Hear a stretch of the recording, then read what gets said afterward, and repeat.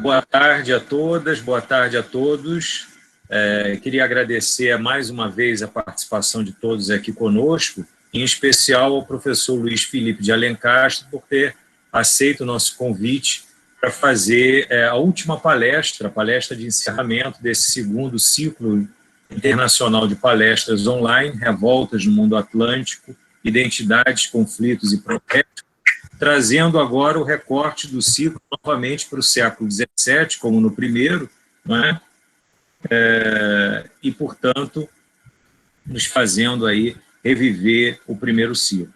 O professor Luiz Felipe de Alencastro é bem conhecido entre nós, mas eu vou fazer uma breve apresentação dele, né, resumindo a sua formação e a sua trajetória.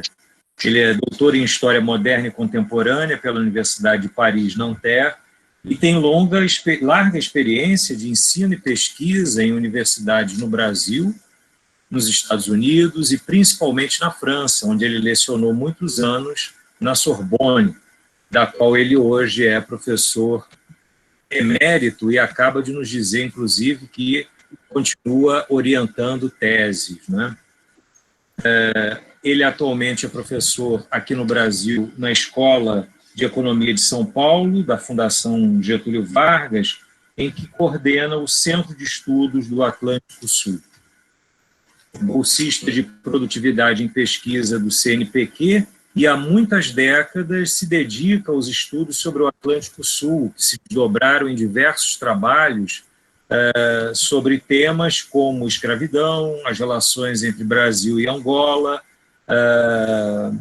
em torno do tráfico de africanos escravizados, relações culturais no Atlântico Sul, enfim, e que acabaram se materializando também em diversos trabalhos, né, diversos livros, artigos, capítulos de livros, sendo um dos mais conhecidos por nós aqui o Trato dos Viventes, na formação do Brasil no Atlântico Sul, em que ele aborda, inclusive, o século XVII. E, se não me engano, foi recentemente, coisa de 2 anos atrás, traduzido para o inglês.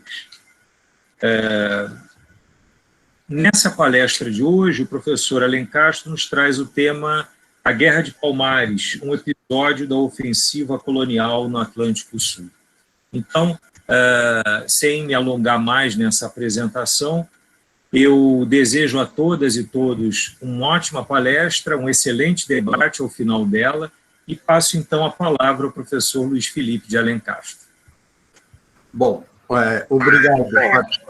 Desculpe me interromper. Aqui para a gente, aparece que seu microfone está desligado, mas a gente consegue te ouvir. Eu não sei como a gente está gravando, eu não sei como o Google Meet vai se comportar. Pode ser que ele grave só sua imagem e não seu áudio, porque o microfone está desligado. Então, se o senhor puder ligar, fica melhor.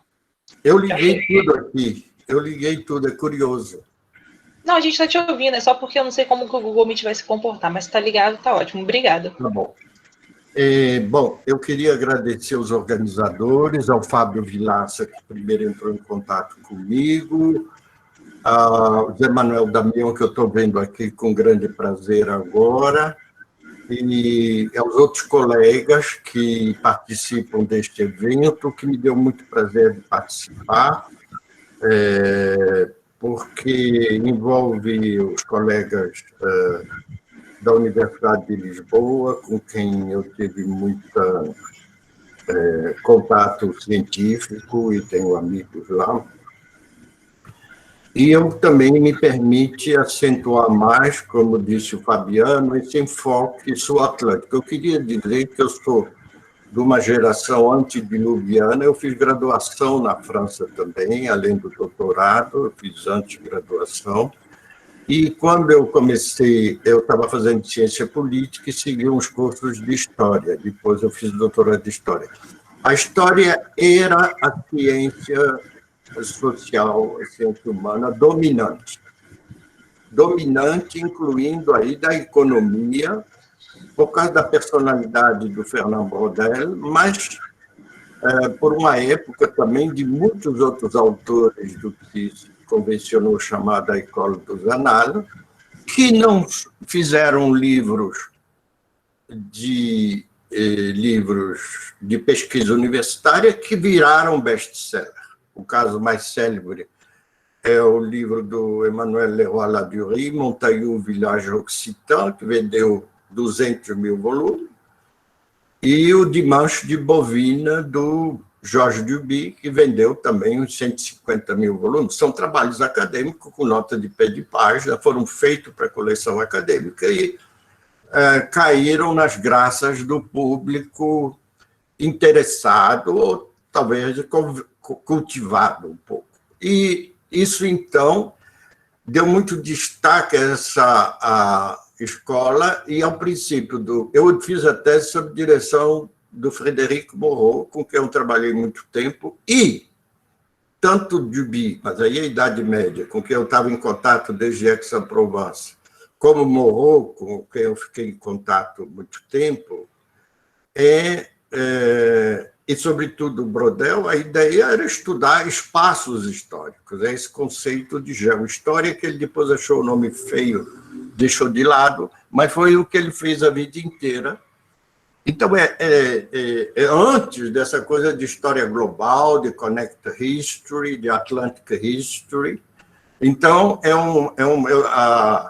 a minha perspectiva sempre foi com relação ao Brasil de não cair na cilada da história territorial. O que é história territorial? É projetar as fronteiras nacionais para a história colonial da América Portuguesa, como se tudo tivesse enfiado aqui. Não é nenhuma história nacionalista, porque a nação nem existia. Então, o Atlântico Sul permite afirmar isso, essa transterritorialidade, que envolve aí a África Ocidental, particularmente Angola. Eu vou falar disso hoje. Eu estou falando isso porque a temática é de história global aqui do colóquio, não é um ciclo internacional.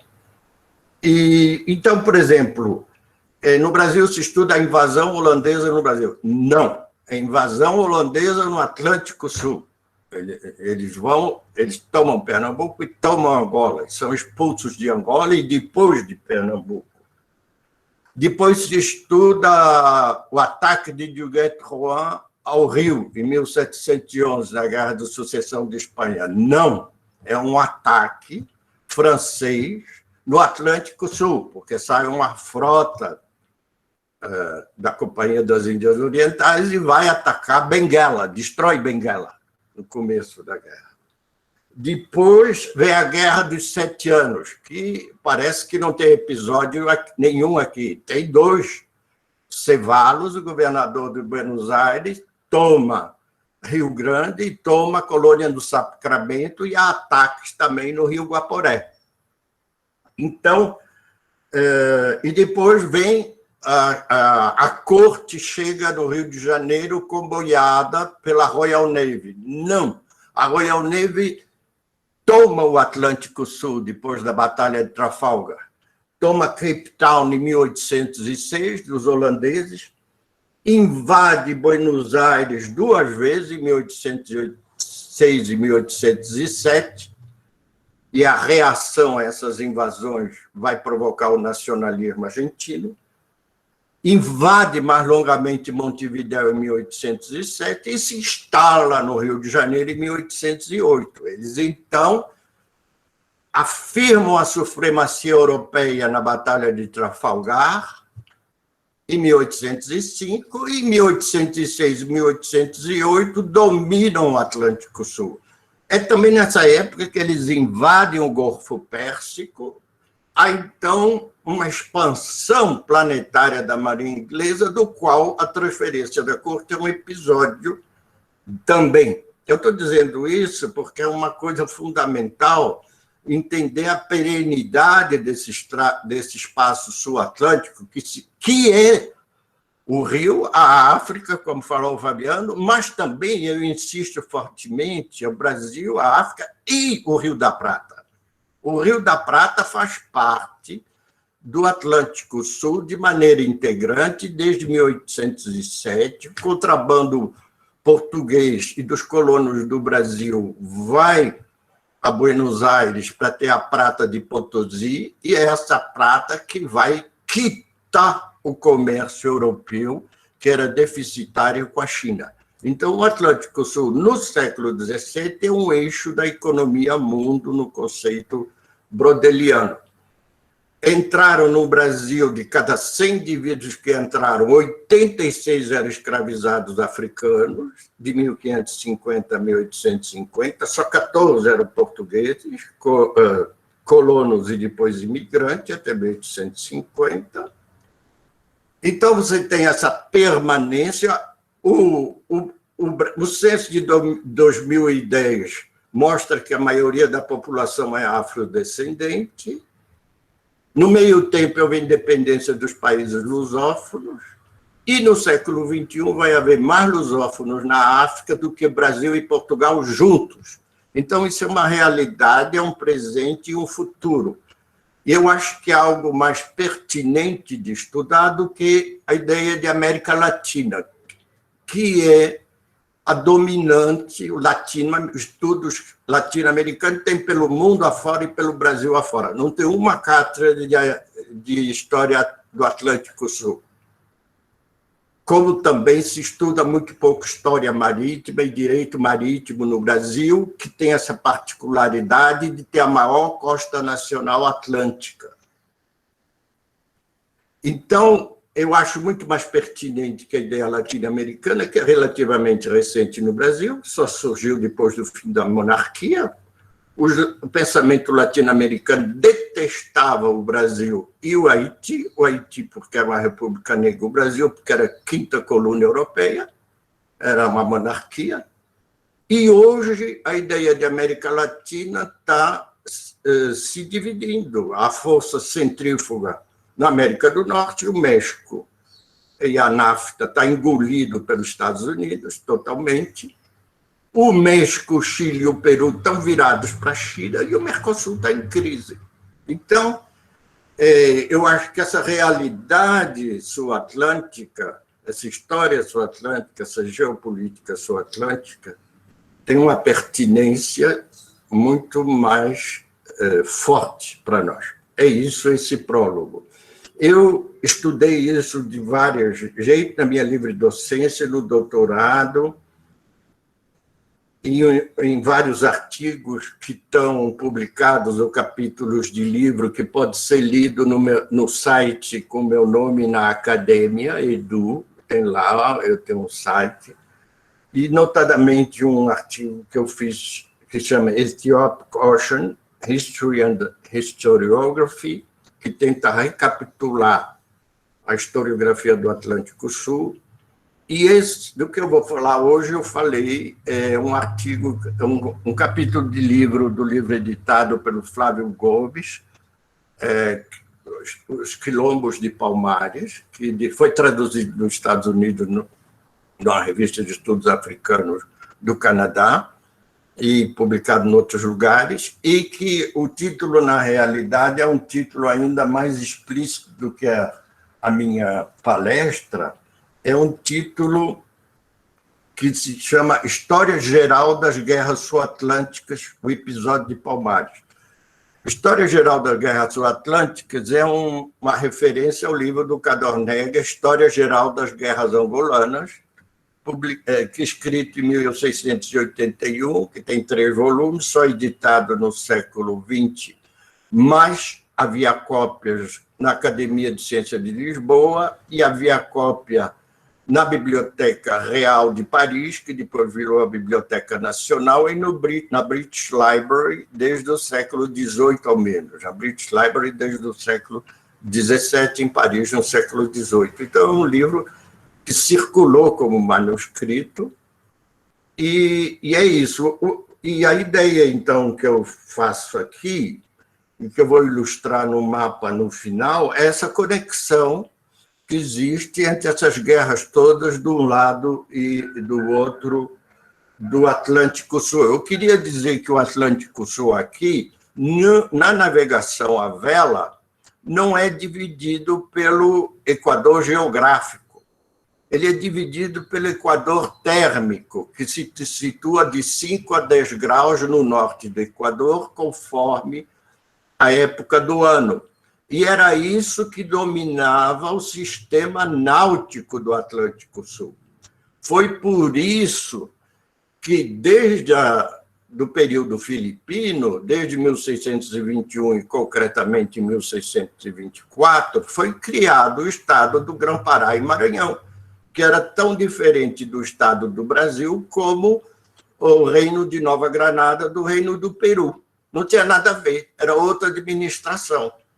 E isso, então, desde as primeiras décadas do século XVII, porque as correntes marítimas no norte do Rio Grande do Norte atual, no Cabo dos Touros, lá onde a costa brasileira vira uma costa leste-oeste, fica esse cotovelo, tem um lugar que está na moda aí, Santo Antônio do Gostoso, é por ali. A correnteza vai para o norte, o sistema de ventos e correntes, e então aquilo está ligado ao sistema do Atlântico Norte, enquanto que o Brasil está criado no sistema do Atlântico Sul. Quem saía de Lisboa, toda a frota que viesse, e queria vir para o estado do Brasil, isto é, do Rio Grande do Norte para baixo, tinha que passar entre as Ilhas Canárias e a costa africana. Era esse o mapeamento que todos os pilotos sabiam, mesmo os analfabetos. Isso é muito interessante.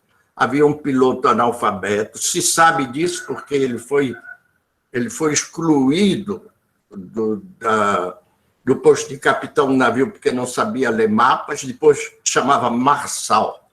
Depois foi chamado de volta porque estava faltando piloto, e que levou a frota de Lisboa até a Goa, na carreira da Índia, durante 12 anos sem nunca se perder, por causa da cultura marítima. E isso é um ponto importante de ter em linha de conta essa cultura que não está registrada em lugar nenhum e que explica, muitas vezes a gente só tem indício indireto disso. Mas, enfim, o fato é que para chegar no Brasil tinha que passar entre as Canárias e a costa da atual Mauritânia, Marrocos. Se passasse a oeste, fora das Ilhas Canárias, ia parar, aí ia para o Grão-Pará, para São Luís, para Belém, ou para as Antilhas, mas era outra navegação completamente diferente. Então, quando isso tem várias realidades, quando o Bispado da Bahia virou arcebispado, Roma, a Cúria Romana, que é a maior concentração de diplomatas e geógrafos experientes do planeta, durante muitos séculos, resolve, então, que o arcebispado da Bahia terá como diocese sufragânea Olinda, a nova diocese de Olinda e do Rio de Janeiro, e de Congo, Angola e São Tomé, porque esse é o sistema náutico do Estado do Brasil. E a nova diocese de São Luís será sufragânea de Lisboa. Então, Roma diz que não existe o Brasil, tal como se estuda na escola, que Cabral descobriu o Brasil inteiro com o mapa do Tocantins, Acre, e tudo pronto já. Tem aí no ensino médio, tem aí uma invenção minha, em livros de história. Não vou citar, mas é só procurar. O Cabral descobre o Brasil com o Distrito Federal dentro, já, Brasília delimitada, tudo prontinho. E isso é um grande disparate. Tem um livro sobre cronologia do Brasil colonial, que cita a criação, editado pela USP, escrito por colegas, que eu tenho grande estima, mas alguém vacilou lá, e no quadradinho onde está a criação do arcebispado da Bahia, não diz que o arcebispado da Bahia também tinha autoridade sobre o Congo, e Angola e São Tomé. Você é simplesmente cortado. Não faz parte da fronteira do Brasil atual, está fora, mesmo se não tinha Brasil atual no século XVII. Então, isso é muito curioso, porque é um viés que tem também na Argentina, e que um grande historiador, o Assadurian, tentou sempre combater, outros historiadores também, Gelman, que estudam o Rio da Prata, estudam todo o circuito de Lima a Buenos Aires. Não estudam história da Argentina, nem Uruguai, nem Paraguai.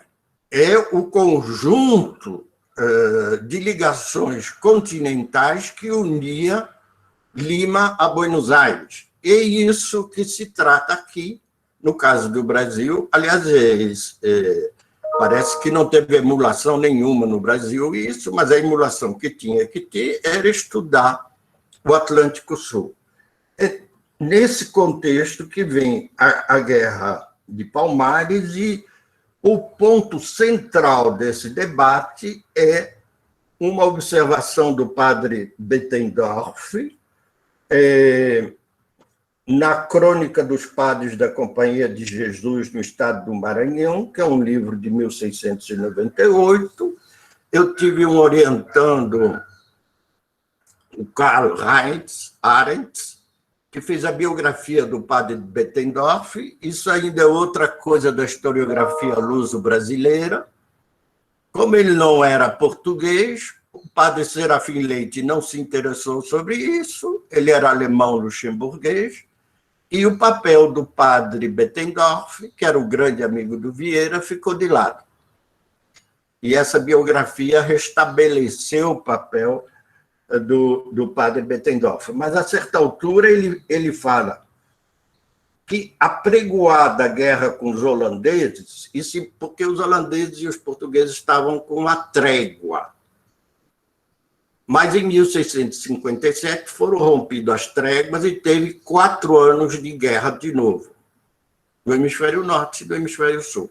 E ele fala, então, apregoada a guerra com os holandeses, tratou-se de fazer pazes com estas nações indígenas todas. Ele está falando da Amazônia em toda, porque o Estado do Gampará e Maranhão era a Amazônia inteira, até metade do Rio Grande do Norte, isto é, incluía Ceará, Piauí, Maranhão atual, Pará, Amazonas, Acre, tudo isso. Ele vai dizer, então, que era preciso fazer paz com essas nações indígenas ou empenhar as forças do Estado para as destruir pelo perigo que qualquer nação inimiga se unisse com estes bárbaros para se assenhorear destas capitanias. Quer dizer, é isso o sentido desse movimento. Portugal tinha estado tremendamente vulnerável durante a guerra de 30 anos, tinha perdido Ceilão, o Brasil e Angola tinham sido ocupados, tinham perdido vários lugares na Índia, e, de repente, a guerra de novo nos mares. O que eles vão fazer? Vão impedir o que aconteça nas Américas e na África, o que aconteceu no Pacífico. Chega lá uma frota holandesa ou inglesa e faz um sistema de aliança com o entorno de uma feitoria portuguesa, onde alianças portuguesas eram precárias, ou cria outra feitoria rival, ou simplesmente ocupa as feitorias, como foi o caso do Ceilão e Sri Lanka, que foi a perda mais grave desse período. Quer dizer, era preciso que houvesse submissão total dos nativos à autoridade militar e à soberania portuguesa. A partir daí, começa uma série de conflitos e contra os indígenas. É o começo da Guerra dos Bárbaros, que essa guerra de extermínio de índios, vejam bem, não é mais uma guerra como a dos bandeirantes, de captura dos índios para a escravização. Se trata aí sob o estímulo dessa dinâmica portuguesa, internacional, de confrontamento com outros países, mas também dos fazendeiros de gado no Brasil, do Brasil, colonos que o gado está em expansão pelo Rio São Francisco e pelo sertão da Jacobina, em direção do Maranhão, aliás, pelo interior do Piauí, isso que explica que o Piauí seja um estado, a capitania primeiro, largo por dentro, estreitinho no litoral, e que a capital esteja a quilômetros do litoral. É a razão disso, ele cresceu pela expansão do gado, e é isso, então, que vai provocar essa guerra dos bárbaros, que eu não conheço em nenhum outro lugar outra guerra chamada assim, do ultramar português. Se chamava aqui e ali estes bárbaros, mas não um ciclo inteiro de guerra de bárbaros, porque aqui se trata do extermínio. O extermínio é explicitado numa ordem do governador-geral do Brasil, Matias da Cunha, em 1688. Quando há uma junção, isso é no período pós-holandês, como tem bandos de tropas armadas de milicianos. Eu queria chamar a atenção, sobretudo para os carioca, que miliciano, no sentido normal da palavra, quer dizer apenas tropa que não está incorporada do Exército. Seria a PM, a Guarda Nacional, o que fosse, brigadas. Não é um miliciano associado a partes do atual governo, que tem aí no estado do Rio. E, então, o sentido corrente de miliciano, eu estou falando do Antônio Manuel Macedo, de memória de sargento de milícia, não é nenhum miliciano da Baixada Fluminense que se refere a esse romance. Então, essas tropas todas que pilhavam as aldeias, que vão se acumulando nessa área, e em 1608 tem a junção dos paulistas de Domingos Jorge Velho e de outros pernambucanos que tinham comandado os holandeses, mesmo de negros do regimento de Henrique Dias e índios de Felipe Camarão, os potiguares. Então, é uma junção de paulistas, de tropa pernambucana, de índios aliados dos pernambucanos contra os holandeses e de afro-pernambucanos que vão atacar o levante dos tapuias do Rio Grande do Norte na chamada Guerra do Açu.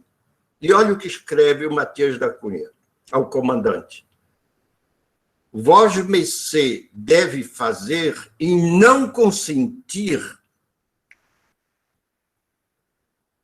que deixem de degolar os bárbaros grandes só para os cativarem. Isto é, todo homem adulto devia ser degolado. Nada de o aprisionar para se torná-lo escravo. É essa ruptura com as bandeiras. O que principal, só podem ser capturados como escravos, eu ponho em linguagem cotidiana, os pequenos e as mulheres, de quem não pode temer nada, nem que fugem ou que se rebelem. Isto é, os homens têm que ser todos degolados. E o padre Martim de Nantes, que era um capuchinho francês que estava lá, depois conta. Numa dessas operações, os índios se renderam, eles pediram para ele sair dali e degolaram 500 índios. Ele voltou, estava um mar de sangue no lugar onde eles tinham se rendido. Isso é guerra de exterminação. É muito importante isso, porque o pessoal que faz etnohistória, e eu tenho amigos antropólogos, começam a datar as guerras de exterminação lá no oeste de Santa Catarina, no século XIX. Não, a guerra começa no século XVII. E ela começa quando? Ela começa quando Portugal, e com o auxílio brasílico, como vocês sabem, eu chamo brasílico, os colonos nascidos do Brasil, é o vocabulário da época, que já sabiam que eram distintos de portugueses de Portugal, mas não sabiam ainda que iam ser brasileiros, porque não existia nem a palavra para designar o nome gentílico dos nascidos do Brasil, isso aparece no século XVIII.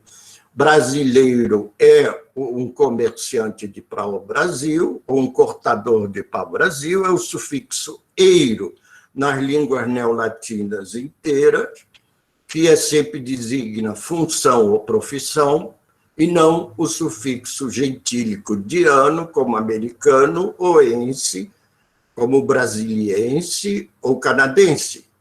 Então, nós temos um nome, nós somos gentílico de brasileiro, que é de profissão, e nós temos um nome de um país que é o nome de commodity, com a Costa do Marfim. Então, commodity como a Costa do Marfim.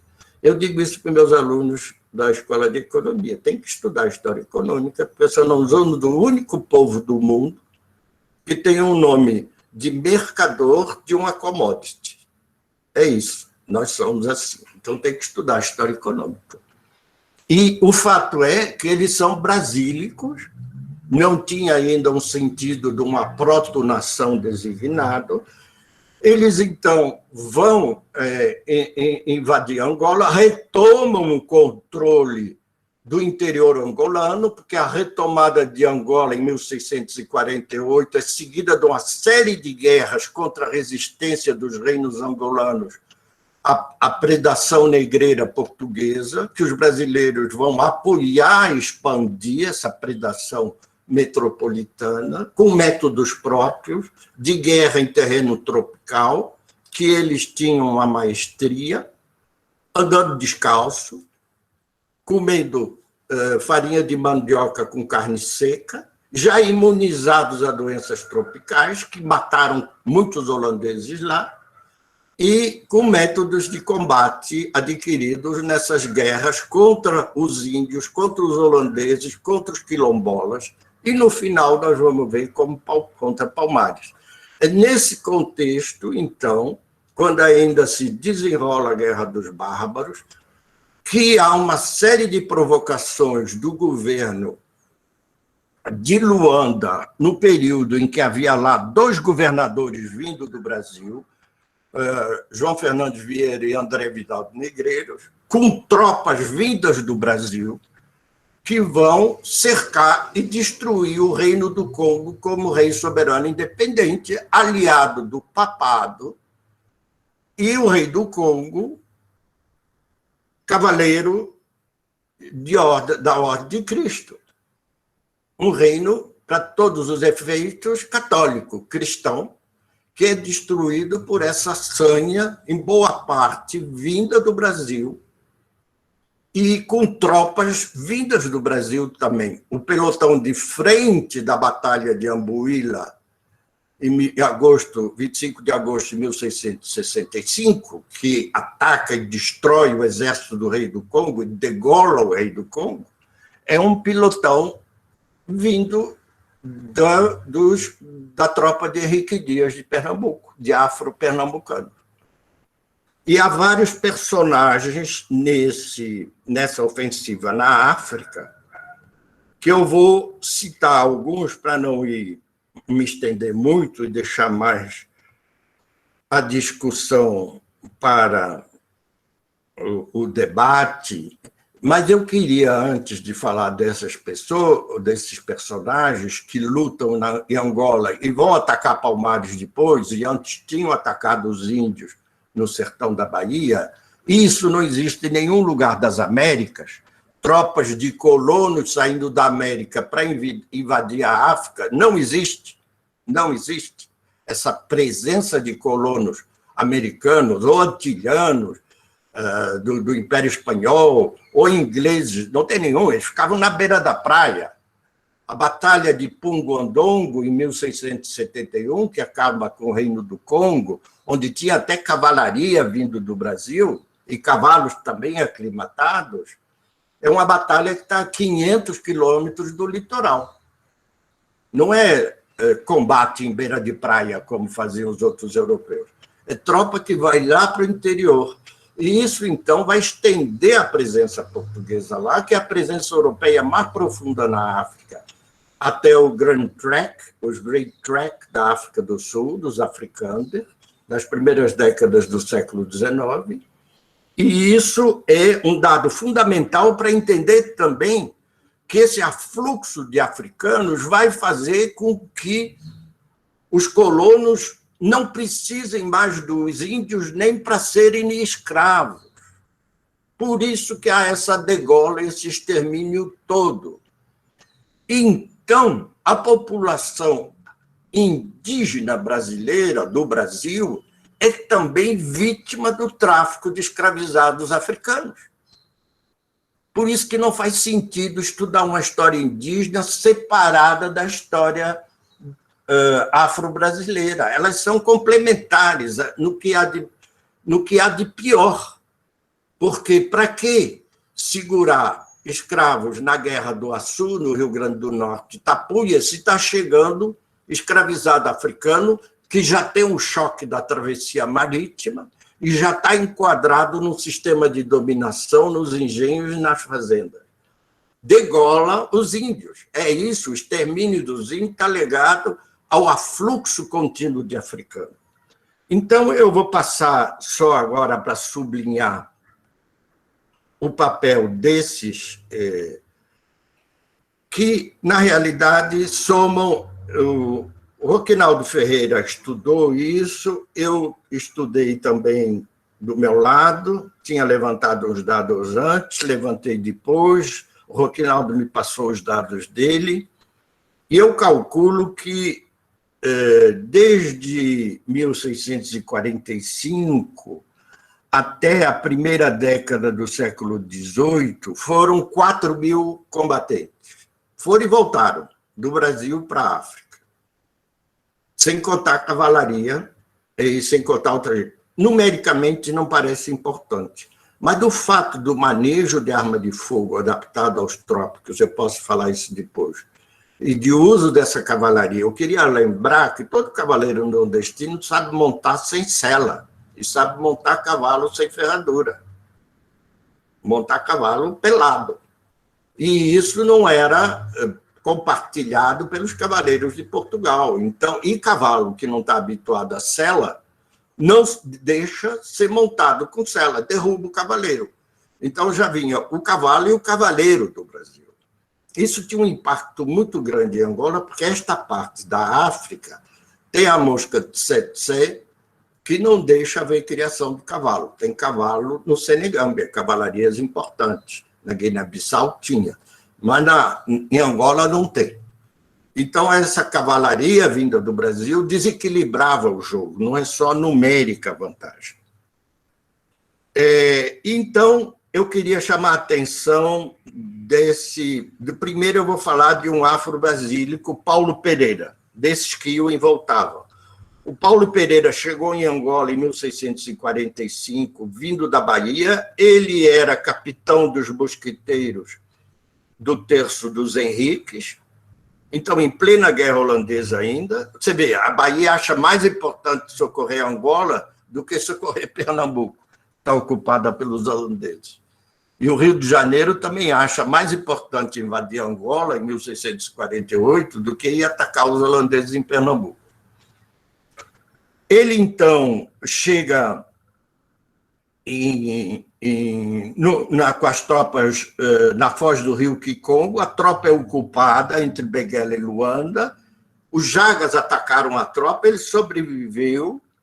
Quando chega o Salvador de Sá, em 1648, ele é feito sargento-mor da gente preta, é assim que chamava, da Guerra Preta, de Benguela. Ele combate a Rainha Ginga, ele estava num combate importante contra a Rainha Ginga, eu posso voltar nesse ponto depois. E, então, ele comandou afro-brasileiros, africanos e luso-africanos em Angola. Ele comandou gente de 3 continentes nessa guerra de ida e vinda. Ele fez... Eu não peguei traço dele em Ataque ao Palmares, que já existiam nessa época,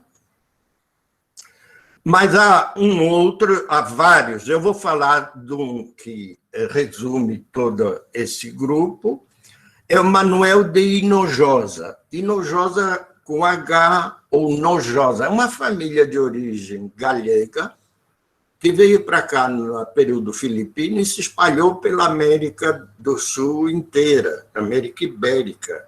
Tem uma família na Bahia, Hinojosa ainda, aliada, lá era um concorrente do ACM, lá, em coisa de televisão, é um líder político lá na Bahia, empresarial.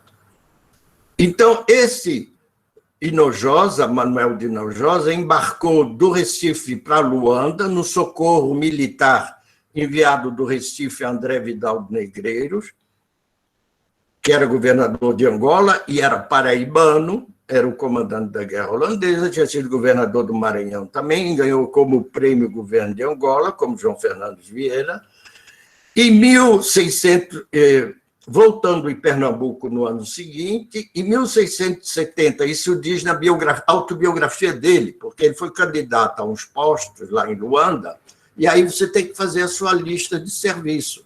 É essa documentação que é muito importante, e que tem a ver com Palmares e que está nas caixas de Luanda. É outra coisa que eu queria divertir os pesquisadores que nos ouvem. Os arquivistas fazem o trabalho deles. Os historiadores fazem o seu trabalho. Os arquivistas, a pedidos não sei de quem, dividem os documentos em caixas de regiões que não existiam. E aí tem Caixa de Alagoas. Alagoas era uma capitania subalterna, não era capitania. Então, o Estado de Alagoas pede documento, você vai no Conselho Ultramarino, tem documento. Mas isso não estava assim na origem. No Conselho Ultramarino chegava o pacote inteiro. E os documentos do sujeito que ganhou um posto em Angola, mas serviu a vida toda no Brasil e atacou Palmares, vão estar na Caixa de Angola, que ninguém vai olhar, porque eu estou estudando História do Brasil, por que eu vou estudar, ler Caixa com documento de Angola? Isso é cair na armadilha arquivística do século XX. Não era assim a documentação. Eu quero chamar essa atenção também, porque eu já vi muito disso no Arquivo Histórico Ultramarino.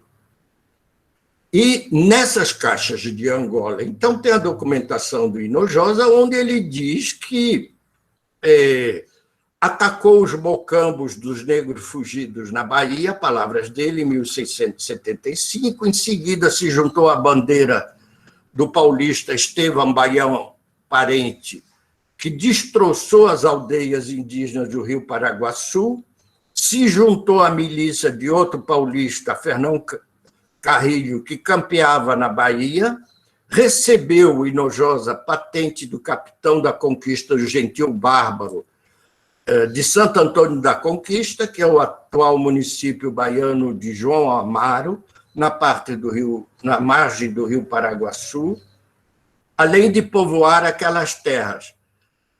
Combateu os índios ali e depois, na Bahia, aí recebe do Conselho Ultramarino um posto de capitão de companhia para atacar a Conquista e os negros do Mocambo, e mais explicitamente para Palmares de Pernambuco. Este sujeito, diz a ordem, este sujeito será necessário por seu valor e experiência. E lá vai ele, então, atacar Palmares, depois de ter combatido em Luanda, depois de ter combatido no Brasil, depois de ter combatido os índios. E ele ele participa das ofensivas de 1679, 1680 e 1681, e aí, em 1681, pleiteando o emprego dele, um emprego em Angola, de Sargento Mora, ele diz: atacou os mocambos, queimando mais de 170 casas, matando o dito Zumbi, e aprisionado sua mulher e família, e trazendo sua mulher branca com um filho que a força, Zumbi e outros haviam levado para o Palmares.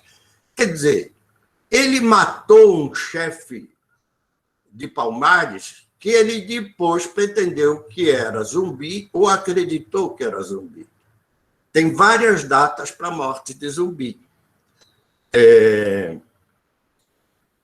Eu posso falar disso depois. E porque matavam outra pessoa. Daí a reputação de imortalidade do Zumbi. Como? Ele foi morto há 3 anos atrás, está ele lá de novo, mas mataram outro cara, não mataram ele.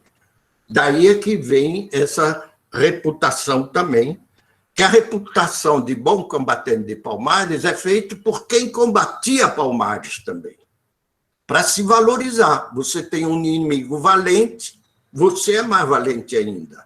Isso existe desde Homero, na Ilíada.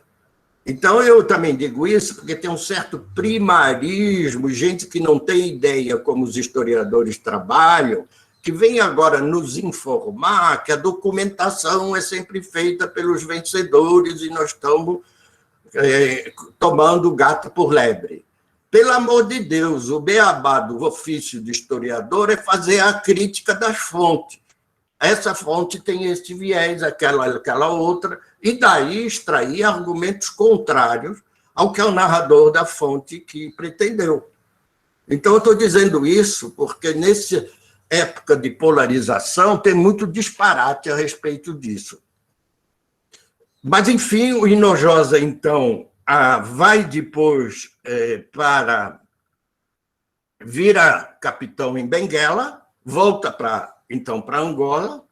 O sucessor dele é um sucessor também que estava na tropa dele, no momento que Benguela começa a virar um grande porto exportador de escravizados africanos, em conexão com Pernambuco e o Rio de Janeiro. Este é um porto que vai ficar totalmente na mão do Rio de Janeiro e de Pernambuco, e quando o Brasil fica independente, tem lá um partido brasileiro com um movimento independentista para aderir à independência do Brasil.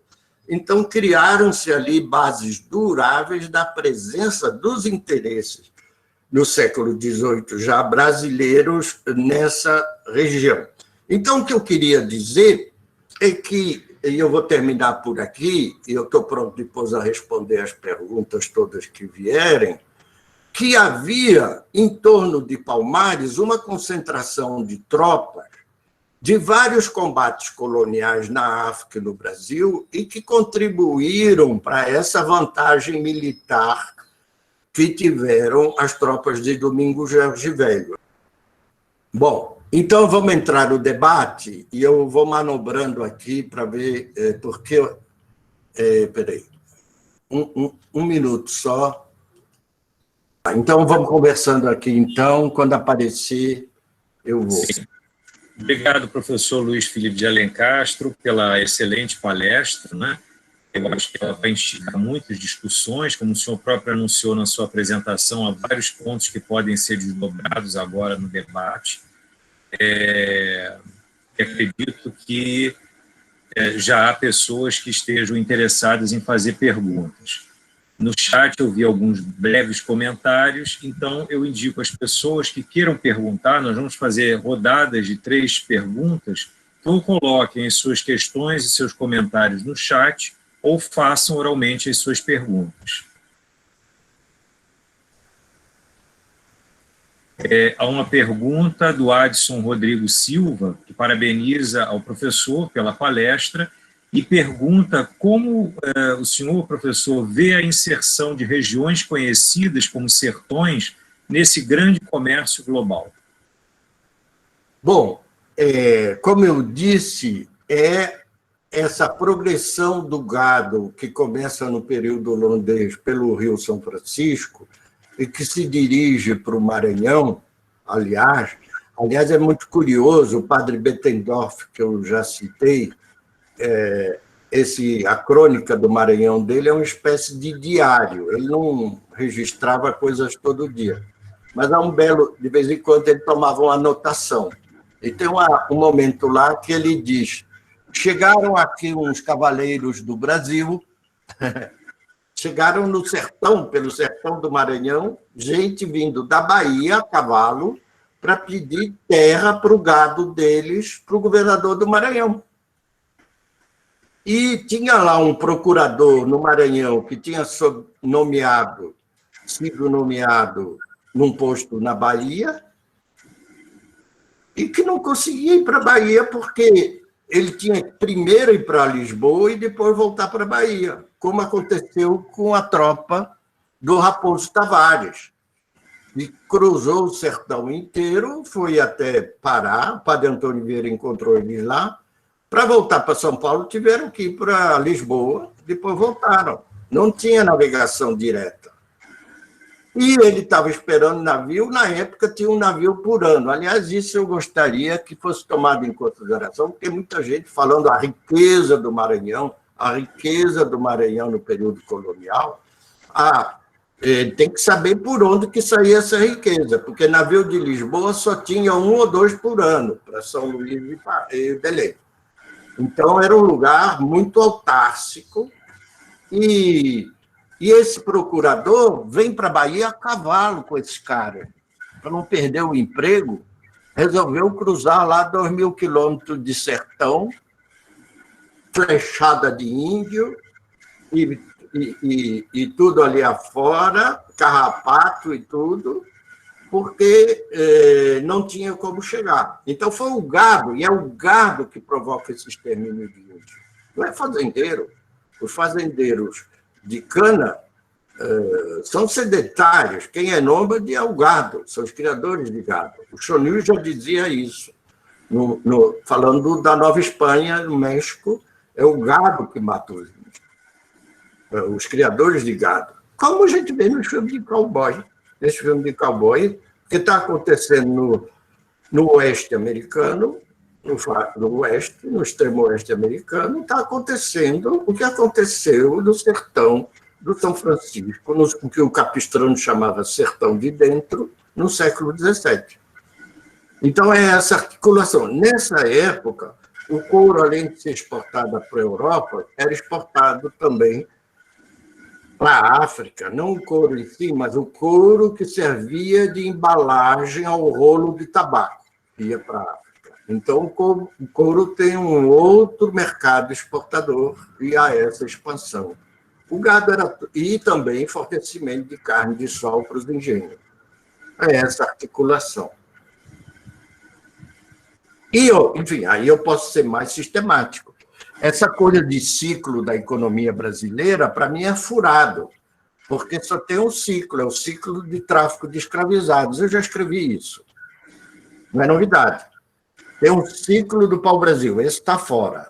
É trabalho compulsório indígena. Depois vem o ciclo da cana, escravizada africana. O ciclo do ouro. Só é possível porque o fluxo de escravizada africana aumenta. Senão, teria havido uma pressão sobre os preços dos escravos que estavam no engenho de açúcar nordestino. E Minas não poderia ter sido construída inteira antes de virar capitania em 1720, se não fosse a chegada maciça, a partir da segunda década do século XVIII, de escravizados africanos. Depois vem o ciclo do café, escravizado africano. Então, você tem um ciclo de escravizado africano e 3 subciclos: o ciclo do açúcar, o ciclo do ouro e o ciclo do café, que só são possíveis porque está chegando em catadupa a energia humana vinda da África, arrancada brutalmente da África, deportada.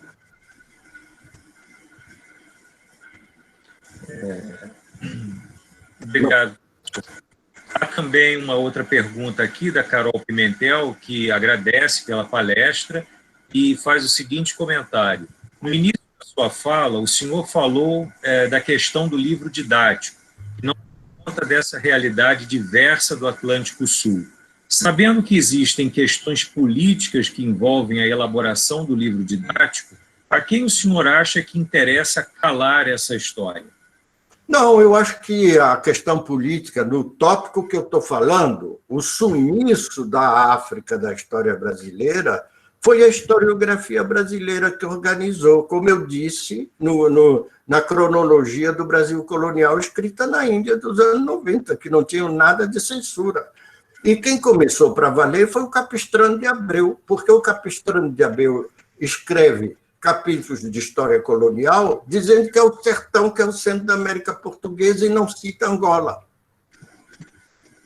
Quando ele vai editar, junto com o Rodolfo Garcia, a 3ª edição da História Geral do Brasil, ele suprime as páginas em que Varnagen falava de Angola. Ele suprime. Eu só conferi a 1ª e a 2ª edição. Então, se estuda o negro no Brasil, mas a conexão com a África sumiu por obra e graça da historiografia dominante brasileira, que encarnou esse princípio da territorialidade. O que tem de história colonial do Brasil é o que está dentro da fronteira do Brasil atual. O resto pouco importa. Colônia do Sacramento, Paraguai, não tem nada a ver. Angola e Moçambique é outro papo, não interessa. Cortaram. Não é censura, não. É viés historiográfico. Isso acontece o tempo todo. Ninguém proibia eles de pôr isso. O que tem agora é outra coisa. E durante a ditadura, aí não é outro papo. A gente até pode falar disso, mas não é o caso do que eu falei. Obrigado, professor. Leonardo Paiva de Oliveira também deixa uma pergunta aqui no chat. Professor, o senhor poderia comentar um pouco sobre as trajetórias dos governadores de Angola e se eles possuíam uma circulação atlântica, tal como João Fernandes Vieira e André Vidal de Negreiros? O esquema português era assim, ou você estava no Atlântico ou você estava no Pacífico. Quem estava em Moçambique e na Índia era uma coisa, fazia carreira por lá, e até Macau. Quem vinha para o lado de cá, às vezes havia esse intercâmbio Brasil e Angola, há 2 dezenas de governadores que serviram ou em Angola ou no Brasil alternativamente, num lugar e no outro. Ou vieram de lá para cá. E também houve um bispo na Bahia, houve algum que veio de Angola para cá.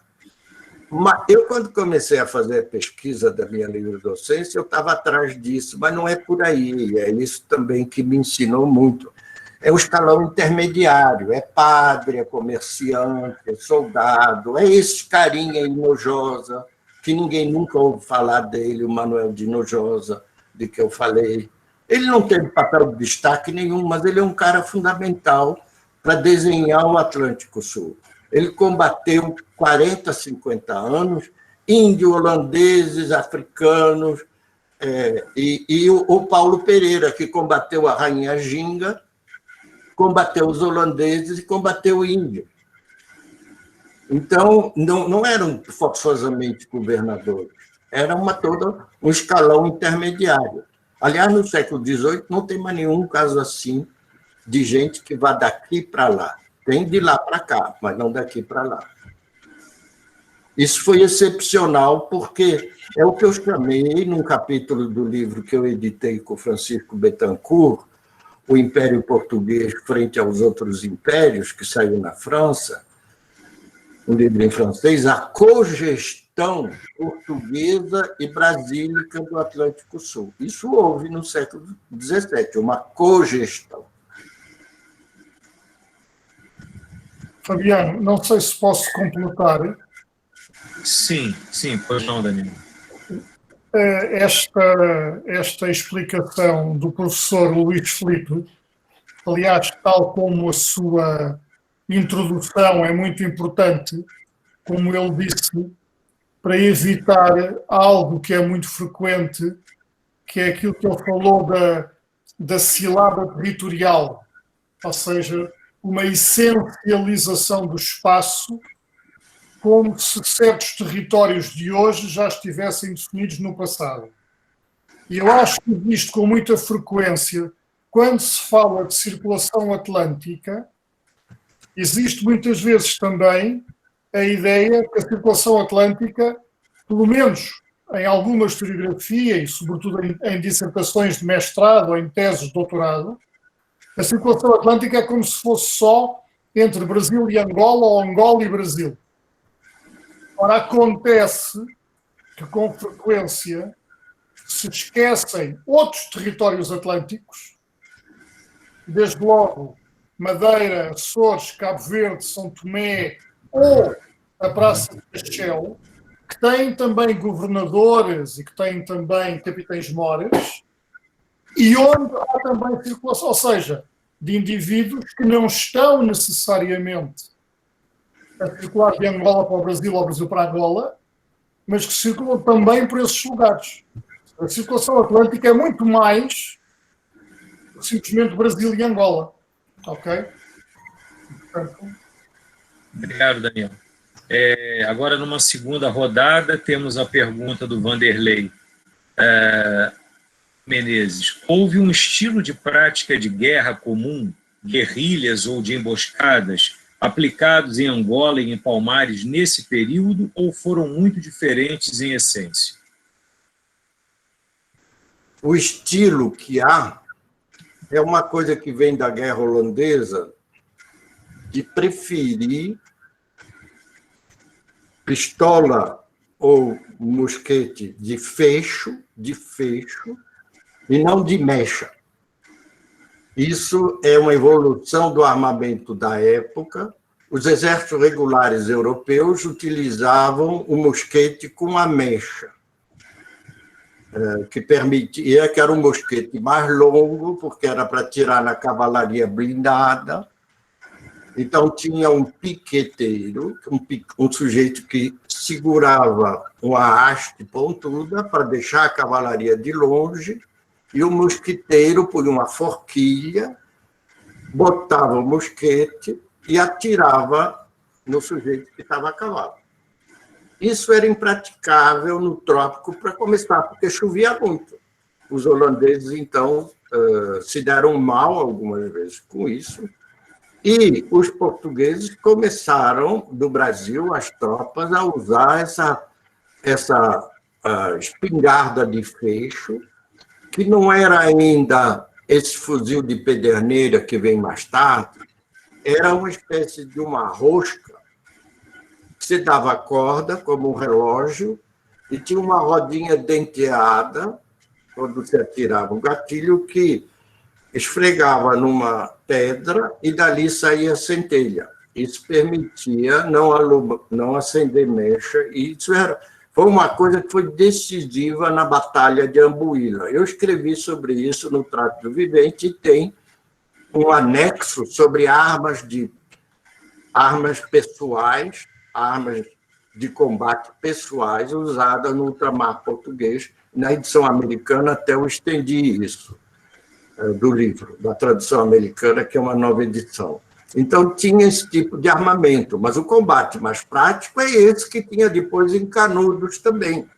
O sujeito enfiava num bambu ou numa matula uma mistura de farinha com carne seca e um pouco de água numa caçambinha de um invólucro qualquer, e ficava escondido no mato atirando durante dias. Ele não precisava sair para comer, era aquela mistura de farinha com carne e com água que ele tomava e pronto, é isso que tinha.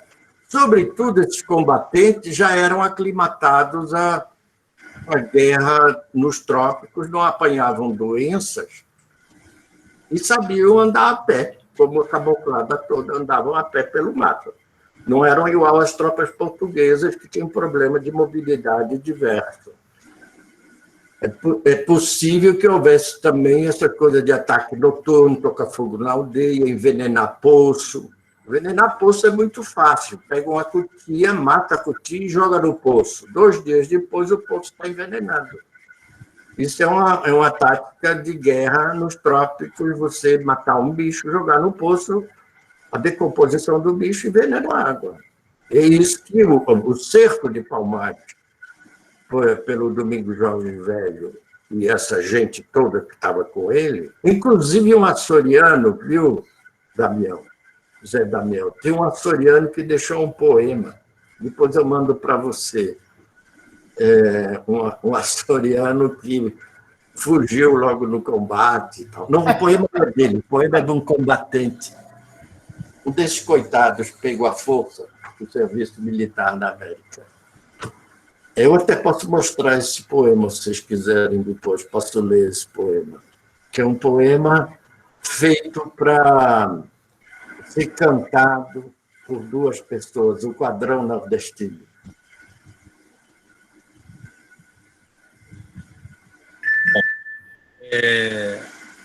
Mais algum comentário, alguma pergunta? Não sei se posso também, já agora. Eu também queria responder a pergunta eu não me lembro qual é o nome de quem fez a pergunta. A última, professor? A última. Vanderlei. Vanderlei é o seguinte, o que se sabe, então, tem essa ideia de que os palmaristas copiaram Jagas, o combate do Quilombo. Eu não endosso essa ideia. Os Jagas não tinham tática defensiva. A tática deles era ofensiva, era machadinha. Era uma guerra corpo a corpo, era um rolo compressor. Raramente eles ficavam num lugar só. Era uma tropa itinerante que ia incorporando prisioneiros jovens, e tinha um rito de iniciação no Quilombo. Mas o que eu quis dizer com isso, e está escrito no texto, é que quem estava combatendo Palmares também sabia de guerra africana. Eles não eram...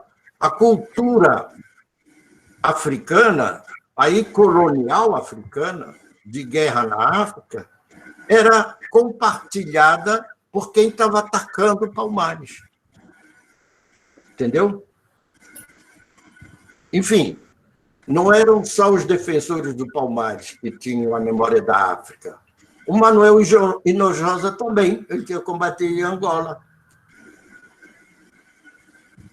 Então, são guerras sul-atlânticas, não são guerra brasileira ou da América Portuguesa.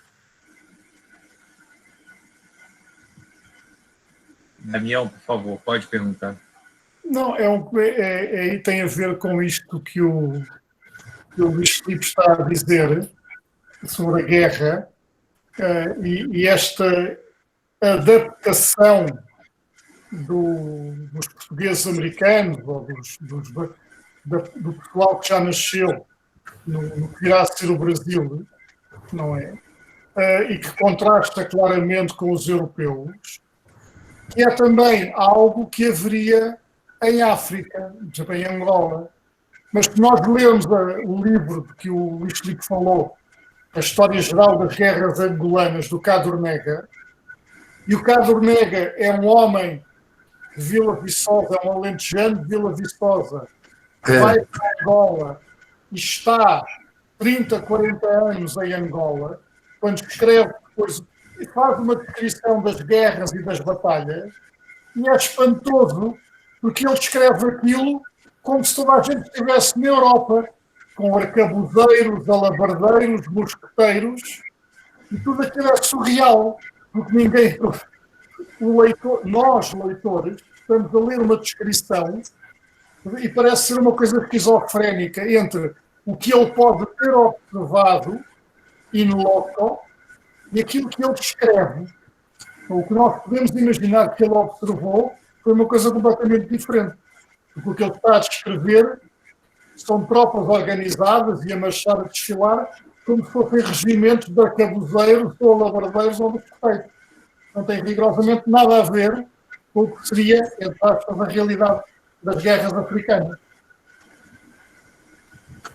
Eu consegui aqui botar o meu diagrama aqui. Eu vou, então, dividir. Vamos ver se dá certo. Vocês conseguem ver?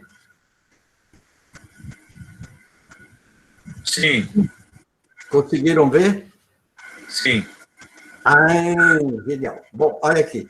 Então, nós temos um ciclo de guerras holandesas e luso-brasílica no Atlântico Sul. Você tem primeiro um ataque holandês no mar. Antes dos holandeses invadirem Pernambuco, é sabido que eles ficaram na Bahia um ano, 1624 a 1625, mas eles também começaram a atacar os navios, tanto navios que iam para Portugal, como os que iam para Angola, sair da Bahia e Pernambuco. Eles tinham domínio do mares, que Portugal, a Marinha Portuguesa, não dava conta de se contrapor, e é esses conflitos que vão chegar a esse... vai desencadear essas bandeiras paulistas do Sul. Isso é um debate que eu tenho com o querido João Monteiro, que faleceu, para grande tristeza nossa, uns anos atrás, num desastre. As bandeiras paulistas, elas têm a ver com a brecha que se abre para os paulistas de fornecerem gêneros alimentícios de São Paulo para as tropas ibéricas que estavam combatendo os holandeses. Então, há esse ciclo das bandeiras aqui. Em seguida, há a invasão e guerra em Pernambuco. Essa primeira fase, aí eu pego o Evaldo Cabral de Melo, é a fase que os holandeses encontram resistência em Pernambuco, em 1630 a 37. E de 37 a 44, que é o período, grosso modo, do Maurício de Nassau, eles colaboram com o ocupante. Os pernambucanos, os portugueses de Pernambuco, são colaboracionistas, não estão resistindo. Quem está resistindo estava na Bahia. E é aí que o Nassau decide a invasão de Angola em 1641. Em seguida, há o combate que começa em Pernambuco em 1644 e vai até a rendição em 1654, e há o combate que começa em Angola dos luso-brasílicos, com a invasão em 1648, que expulsa os holandeses de Angola e de São Tomé, não é só de Angola, eles estavam também em São Tomé, e que se prolonga até 1665, que é a Batalha de Ambuíla, que destrói a soberania do Reino do Congo. Em seguida, aí você tem esse ciclo de guerra dos bárbaros. Eu separei a parte interna da parte que tem a ver com o Atlântico. Está vendo? A parte verde é só a parte interna, continental. A parte azul tem a ver com o Atlântico Sul. Começa a Guerra dos Bárbaros, do qual eu falei no começo, e aqui as guerras de Palmares, de 1645 a 94. Palmares vai ser cercado por gente que havia combatido aqui, que havia combatido aqui, que havia combatido aqui. É esse acúmulo de milicianos que começaram a ser formados nas bandeiras que vai cair em cima de Palmares. Ok? Então, é um ciclo de guerras, é isso a Guerra do Atlântico, que começa em 1621 com a fundação da Companhia das Índias Ocidentais Holandesa, WIC, West Indies Company, e que termina com a queda de Palmares. Isso tudo é um conflito só. Aí que a América Portuguesa vai se continentalizar com o ciclo do ouro, porque não havia, isso era enclaves. Então, para entender o Brasil, é preciso botar Angola em cima. É isso que vai permitir soldar, unificar essas partes do Estado do Brasil e o Estado do Grã-Pará e Maranhão. Mas o que o Zé Manuel Damião estava falando, Damião, eu vou chamar ele assim, como nós chamamos sempre, o Damião, ele está apontando a coisa surrealista do livro do Cadonega é que é pela primeira vez na história que tem um europeu falando da colonização na África do ponto de vista dos colonos. Não é um viajante qualquer ou um geógrafo que nunca pôs os pés na África, como o Dapper, o grande geógrafo holandês. É alguém que morou lá, que interrogou os nativos africanos que tinham história oral, que mexeu nos arquivos e vai defender as guerras que os colonos fazem, como se fossem iguais às guerras holandesas, às guerras dos colonos do Brasil contra os holandeses. Por isso que ele escreve o livro, porque houve um pedido de prêmio, feito, aliás, pelo André Vidal de Negreiros, para quem tinha combatido em Ambuília. E o Conselho Tamarino não deu o prêmio, achou que eram guerras de quata-quata. Quata-quata é pega-pega. Não tinham a glória das guerras contra uma potência europeia como os holandeses, e ele ficou despeitado, escreveu 3 volumes para dizer que aquelas guerras eram guerras centrais, as guerras da periferia eram centrais para Portugal. Então, isso só vai ter na África no final do século XIX, e olhe lá, e começo do século XX, quando a segunda geração de colonos na Argélia começa a descrever a vida dos colonos na Argélia. E que acaba com o Albert Camus, um étranger, aquela coisa toda, ou la peste e tal.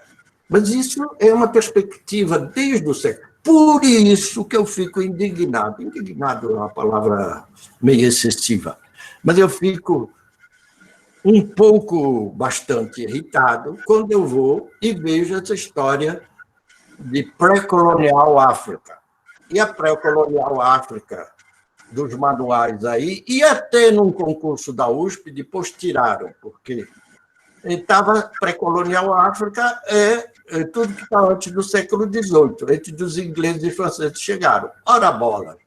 Colonial África, para mim, começa com a crônica da Guiné dos Urara, 1455, começa no século XV, a chegada dos portugueses na embocadura do Rio Senegal. Isso é que é colonial África. Estou falando da África subsaariana, claro, porque a África saariana faz parte do Velho Mundo, fazia parte do Império Romano. Então, fica importando, isso que me irrita um pouco também, porque tem uma vasta bibliografia e fontes primárias em português, você não pode estudar história da África se não souber português e árabe, e ficam aí copiando, traduzindo os autores americanos, que alguns deles leem mal português. Eu sei, eu estou falando porque eu sei, eu vi. Fazem contrassenso na documentação. Bom, professor, o Hudson Lopes deixou uma pergunta aqui no chat, ele acredita que ela já foi respondida, mas eu vou colocá-la assim mesmo, caso o senhor queira complementar alguma informação. E ele pergunta, as bandeiras, então, têm a sua origem na quebra do tráfico no Atlântico Sul? Não, esse é um debate, por isso que eu falei do debate com o John. O Alfredo Toné tinha escrito isso. O Alfredo Toné disse que as bandeiras têm a ver com a queda do tráfico. E aí o Toné disse duas coisas. Os índios de São Paulo foram mandados para o Nordeste. Aí o João Monteiro fez uma pesquisa que coincidia com o que o Evaldo Cabral de Melo já tinha me dito. Não chegou nenhum índio de São Paulo lá. E o João Monteiro mostrou que, ao contrário, os índios das bandeiras ficavam em São Paulo fazendo comida. Aí o João diz que o Toné estava errado. E eu, então, respondi. Nós trabalhamos junto no SEBRAP durante muitos anos, o João Monteiro e eu.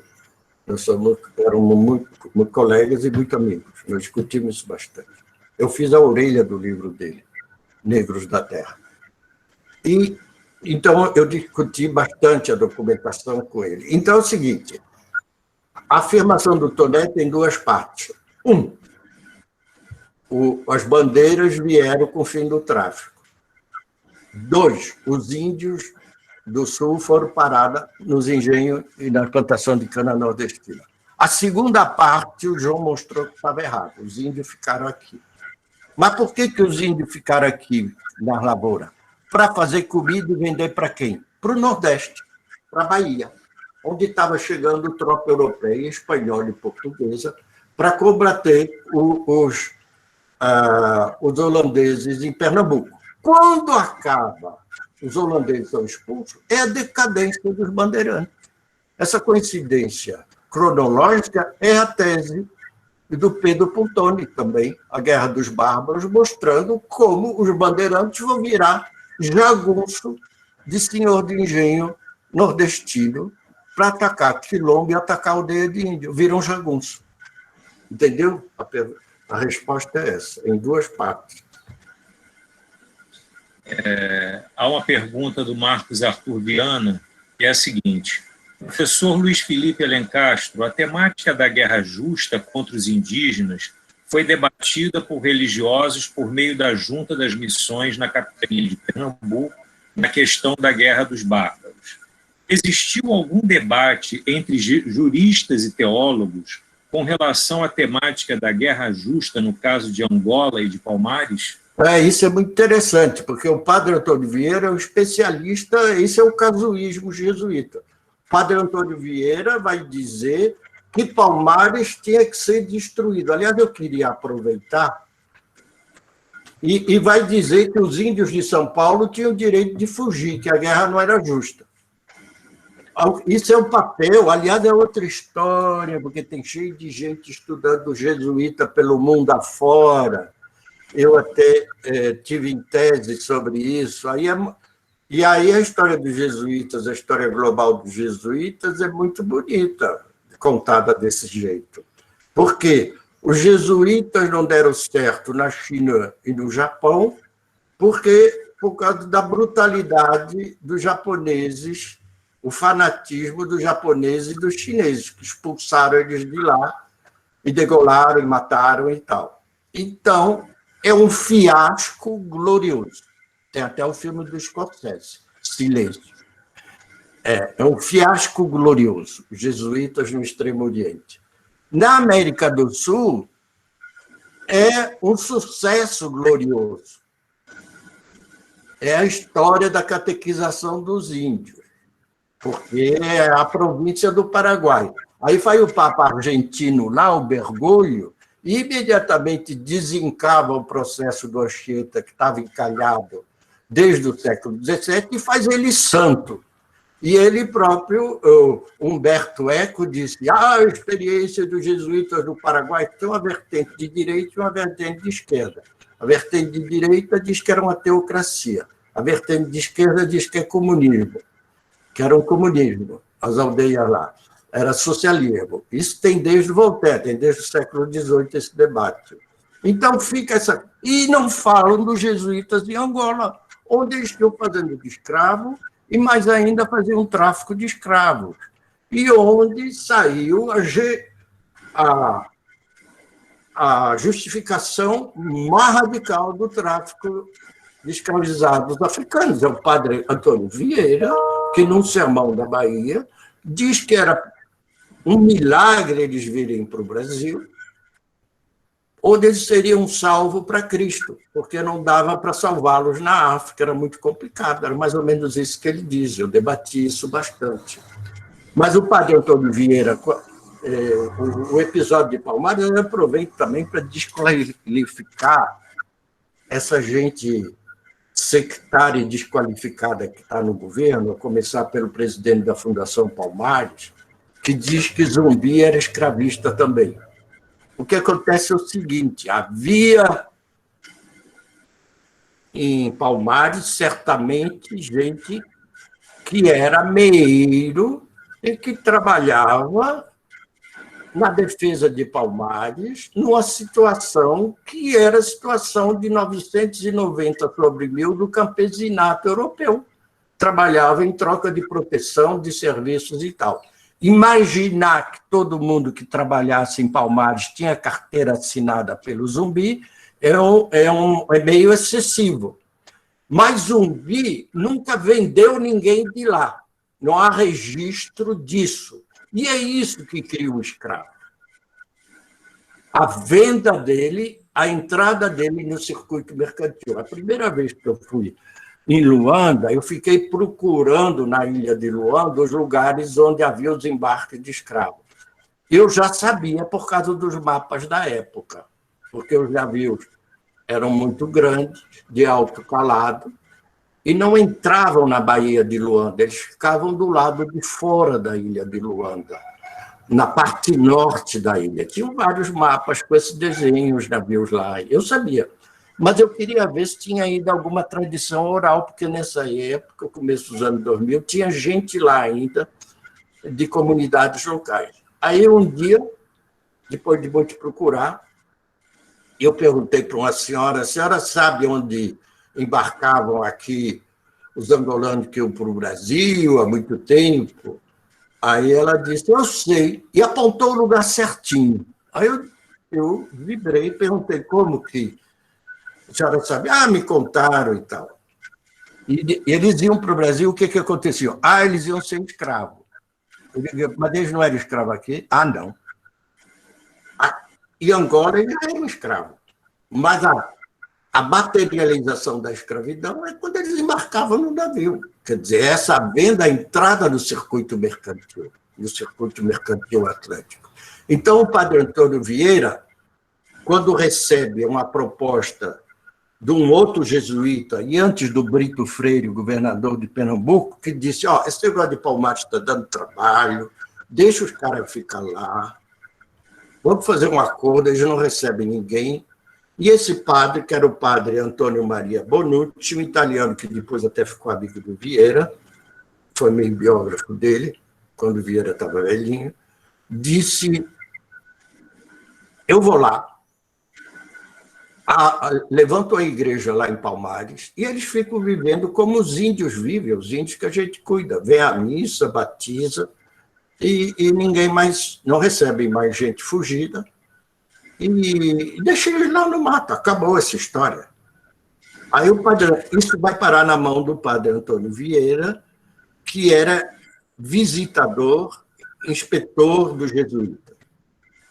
E aí ele diz, isso aqui até pode dar certo. Porém, esta mesma liberdade assim considerada, isto é, deixar os palmaristas, o vocabulário da época, deixar os palmaristas viverem lá livre, seria a total destruição do Brasil. Porque, conhecendo os demais negros que por este meio tinham conseguido ficar livres, os de Palmares, cada cidade, cada vila, cada lugar, cada engenho, seriam outros tantos Palmares, fugindo os negros e passando-se aos matos, com todo o seu cabedal, que não é outro mais que o próprio corpo. O que o Vieira está dizendo? O escravismo é sistêmico. Ele faz uma análise sistêmica. Não pode ter uma brecha. E a brecha seria Palmares. Se houver uma brecha, ele desaba. Tem que haver repressão. Então, o padre Antônio Vieira, que era o mais entendido do Atlântico Sul, junto com Salvador de Sá, porque o padre Antônio Vieira era um estadista, era enviado diplomático em Paris, em Amsterdã, em Londres, enfim, ele esteve pela Europa inteira. E 6 meses depois ele estava no interior do Maranhão, convencendo um capitão que ele não devia massacrar os índios do outro lado do rio, porque os índios não eram súditos da coroa portuguesa e ele não tinha direito de dizer que os índios eram rebeldes. Só é rebelde quem é súdito da coroa. Então, ele era um homem que tinha experiência das duas pontas do mundo mais avançado e do mundo mais atrasado. E ele faz essa análise. Palmares é a maior ameaça que há no escravismo ao Brasil. Então, se tinha gente lá que não recebia salário, que não podia ir pescar quando queria, que não sei o quê, que tinha que pagar pedágio para o zumbi, é isso. A humanidade inteira vivia assim. A China inteira vivia assim, o Japão inteiro, boa parte da Europa. É isso. Ok? Obrigado, professor. O Joaquim Roberto Fagundes pergunta: quais são os protagonistas, se assim pode se chamar, das bandeiras paulistas para abastecimento? Isso muda inteiramente a nossa visão tradicional das buscas do ouro e apresamento de índios? Como eu disse, primeiro eles são derrotados em 1640, a Batalha de Mbororé. Aquilo que aparece naquele filme Missão, do Scorsese, aconteceu no século XVII. Os jesuítas, com os guaranis, armam uma emboscada para umas tropas que saem de São Paulo e põem umas canoas no meio do rio, coberta, escondida, com um pequeno canhão, as taquaras, e esse canhão vai destroçar a tropa paulista, e eles começam a ir para o oeste, e quando eles chegam em Minas, é assim, isso está...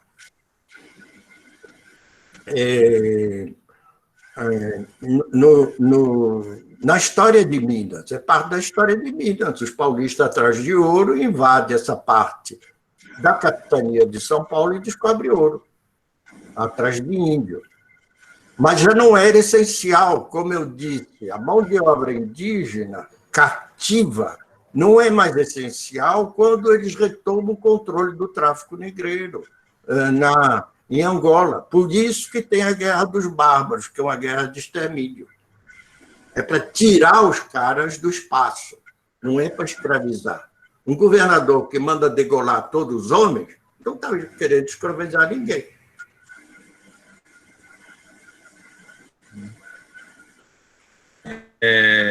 Uma pergunta do Marcelo Canter, uma pergunta um pouco grande, eu vou ler devagar.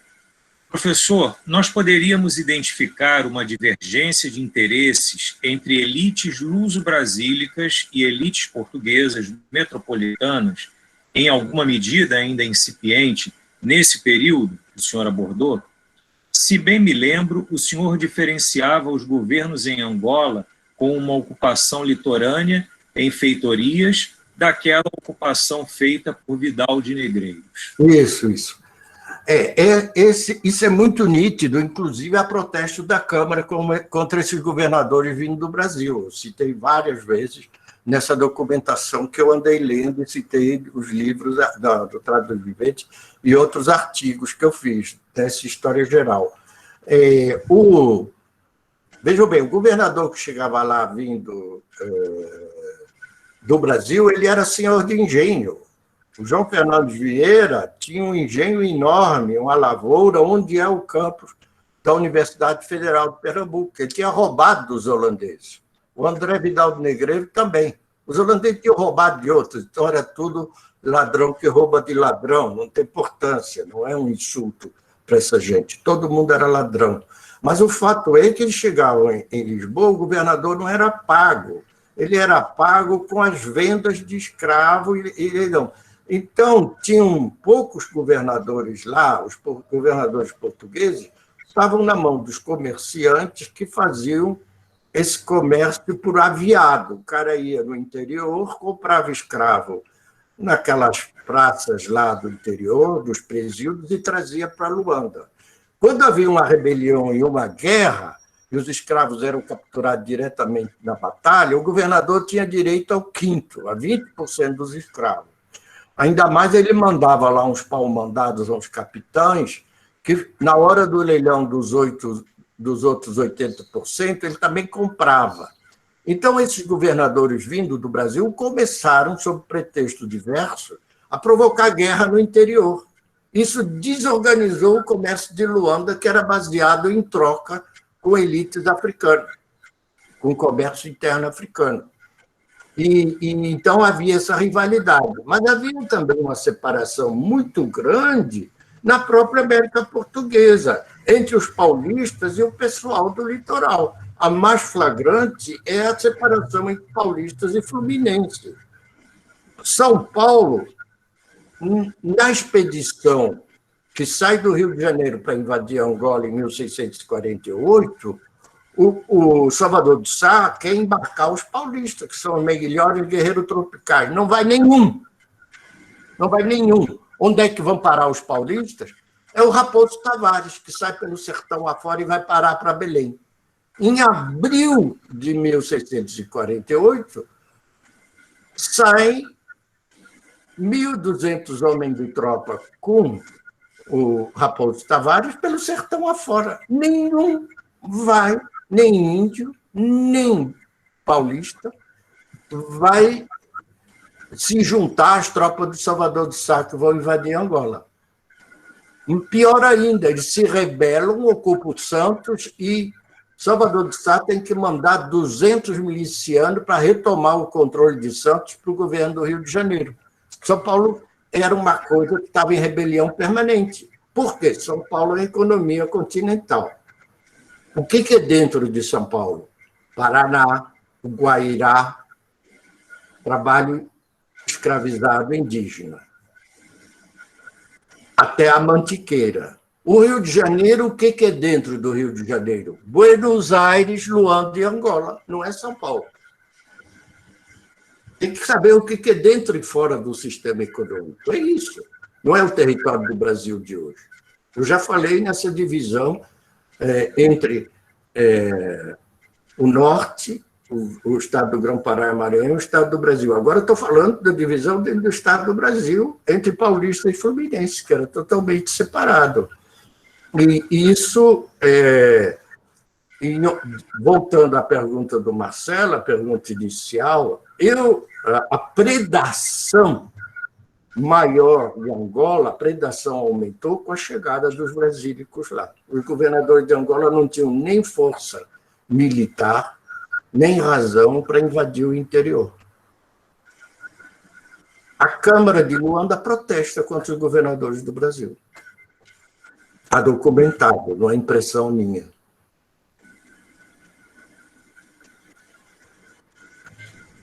Mais duas perguntas, tá, Fabiano?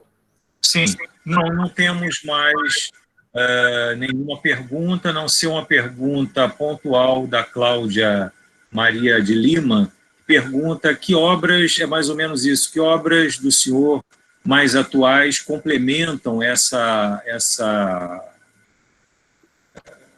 tema que o senhor apresentou hoje na palestra? É esse artigo, História Geral das Guerras Sul-Atlânticas, o episódio de Palmares. Tem outros também. Eu tenho um artigo que apareceu na França e no site, e aqui também na revista da USP, que se chama As Três Idades do Atlântico Sul, que saiu ano passado. Eu tenho um outro artigo que chama Mulatos no Brasil e em Angola. E eu tenho um artigo que apareceu na França mais antigo, A Vertente Brasileira do Atlântico Sul. E aí no site academia.edu, botar o meu nome, eles estão todos lá, é só baixar.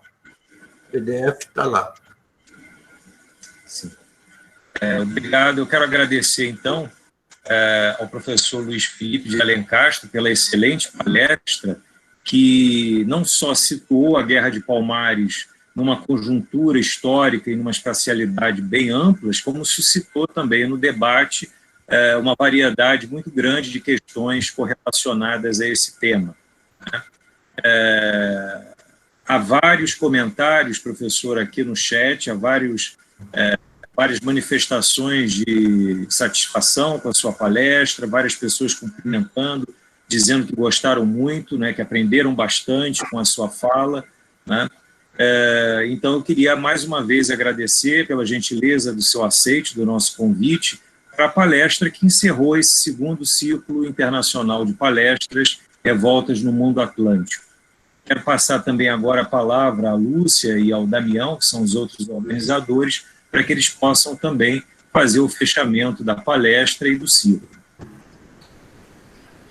Bem, agradeço ao professor Luiz Felipe de Alencastro, que, sem dúvida alguma, fechou nosso ciclo, né, com uma excelente apresentação, e acho que foi um sucesso, né, por todos os participantes, inclusive por ele, e foi muito bom estar com todos, pretendendo que tenhamos uma próxima vez, ou talvez no ano que vem.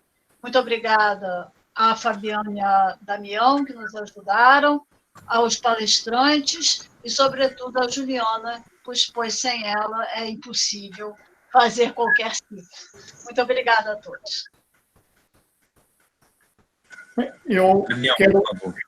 Eu faço minhas as palavras do Fabiano e da Lúcia. Agradeço ao Fabiano e à Lúcia pela amizade e pela parceria, não só neste ciclo de palestras, mas também nos projetos. Agradeço à Juliana todo o apoio e a paciência. Quero agradecer ao professor Luís Felipe de Alencastro pela excelente palestra que aqui nos trouxe, que, como disse um dos assistentes, fechamos com chave de ouro.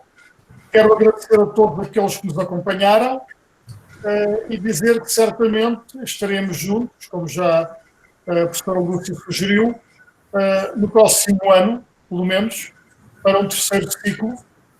E até lá, recebam todos um abraço, muita saúde e continuem a trabalhar em história, que vale a pena, como o professor Luís Felipe bem mostrou. Obrigado. Muito obrigado. Boa tarde a todos e todos que estiveram conosco nessas tardes. Fabiana, deixa só uma coisinha. Como Juliana colocou aqui no site, é uma coisa um pouco à parte, nós queríamos lembrar apenas a campanha de financiamento coletivo da revista mais do que centenária, a revista mais antiga do Brasil, a revista do DHGB, que passa por uma série de dificuldades, está aí há 190 anos, então temos aí uma benfeitoria, uma vaquinha, como falamos aqui. Quem quiser ajudar, tem aí o link, qualquer coisa é bem-vindo. Então, muito obrigada. De novo para você, Fabiano. Eu só queria agradecer mais uma vez e cumprimentar a todos os outros palestrantes que estiveram conosco e ao público que nos acompanhou nessas tardes de terças e quintas e agora segunda, nesse segundo ciclo de palestras. Esperamos poder realizar um outro, não é? Provavelmente não esse ano, né? Mas esperamos poder realmente estar juntos numa terceira edição do ciclo. Obrigado. Obrigado. Obrigado. Obrigado, professor. Um abraço. Tchau. Um abraço. Tchau. Tchau.